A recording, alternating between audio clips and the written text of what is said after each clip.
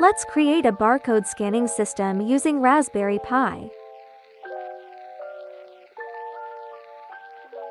Insert memory card, keyboard, mouse, web camera, micro HDMI, and power supply to Raspberry Pi.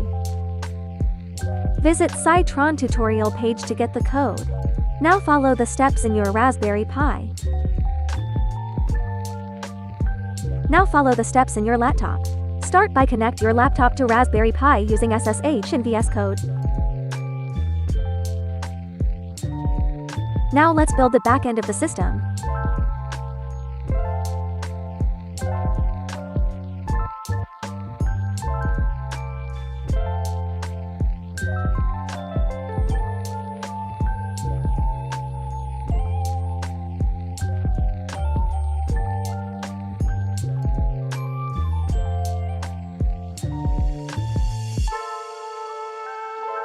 Now let's build the front end of the system.